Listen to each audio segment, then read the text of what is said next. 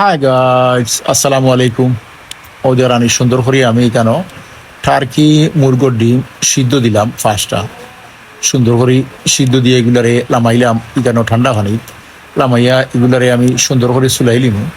ওদের আনিগুলা সুন্দর করে চুলাই আর তো টার্কি ডিমর চামড়াটা একটু শক্ত থাকে, চুলাইতে একটু রকম হয়।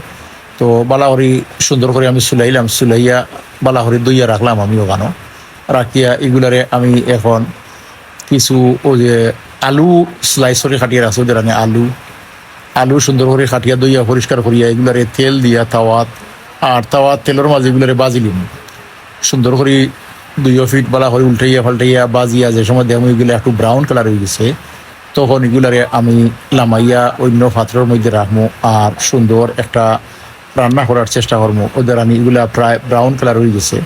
তো আপনারা দেখতে থাকবা আর সুন্দর গঠনগুলো কমেন্ট করবা। আজকের রান্নাটা আমি অন্য ধরনের একটা রান্না করবো আর আলহামদুলিল্লাহ আমি এগুলা হওয়ার পরে বাজা হওয়ার পরে লামাইয়া একই ফ্রাই প্যানে একই তেলও আমি সুন্দর করিও যে ডিম যেগুলা সিদ্ধ দিয়ে আসলাম ওগুলা সুন্দর করি আমি বাজিয়া ওগুলারে ওলা দেখানি আমি টকবক করিয়া উতরার আর আমি এগুলারে সুন্দর করিয়া ব্রাউন কালার করলাম তেলের মাঝে।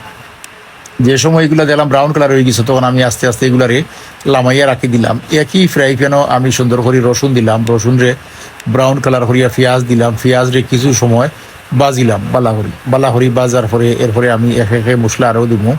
আপনারা দেখতে থাকবা ইনশাআল্লাহ। দিলাম কিছু কাঁচামরিচ, এগুলা গুলগুল কাঁচামরিচ আর দিলাম পরিমাণ মতো লবণ আর তো হলুদ গুঁড়া, মরিচ গুঁড়া, ধনিয়ার গুঁড়া, এরপরে জিরার গুঁড়া সব কিছু দিব ইনশাল্লাহ। আমি দিয়া আমি আস্তে আস্তে রান্না করব। আপনারা দেখতে থাকবা আর সুন্দর গঠনমূলক কমেন্ট করবা ইনশাল্লাহ। আমি তো প্রতিদিন আপনারা সুন্দর সুন্দর ভিডিও দেওয়ার চেষ্টা করি, যতটুকু আমার দ্বারা সম্ভব আমি আপনারা সুন্দর সুন্দর ভিডিও দিই। আর দিলাম কিছু ফানি দিয়া মশলাগুলারে বালা করি একটু গোলাইয়া নিমু, জ্বালা মিহি হয় সুন্দর এগুলা বালা করি গোলাইয়া নিমু। এরপরে আমি এগুলারে একটু সময় লাগিয়ে গুড়িয়া দিব, 4-5 মিনিট গুড়িয়া দিয়ে আমি জাল খাওয়াইবো। তো জাল খাওয়াইয়া দেখলাম যে এগুলি মোটামুটি 4-5 মিনিট হয়ে গেছে। এখন আমি এগুলারে আবার সুন্দর করিও দেখান এগুলারে বালা করি আমি পানিগুলা আঠাইয়া এগুলারে নরম করার চেষ্টা করি। আর তো অনেকে এইরকম রান্না করেন, সবু আজকাল সবে রান্না জানেন, তাই আমি নতুন করে দেখানোর কিচ্ছু নাই।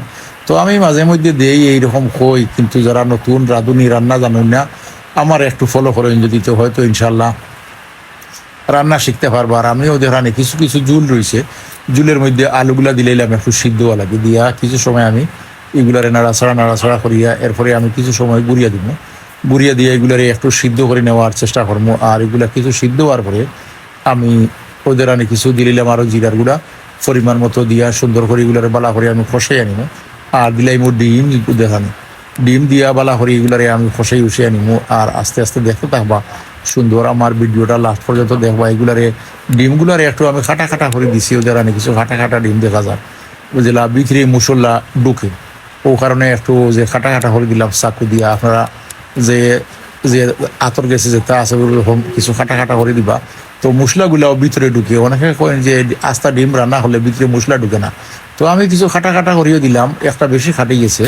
তো সব মিলিয়ে আলহামদুলিল্লাহ সবার জন্য দোয়া ভালোবাসা রইল। সেলিমউদ্দিন প্রোফাইল, সেলিম বাই পেজ, সেলিমউদ্দিন বিডি ইউটিউব চ্যানেলের পক্ষ থেকে। তো আমি ইউটিউব চ্যানেলেও আমার সেলিমউদ্দিন ইউটিউব চ্যানেল যেটা আছে সেলিমউদ্দিন বিডি, ওটা তো আমি সুন্দর সুন্দর ভিডিও দিয়ে থাকি, আপনারা দেখতে পারেন।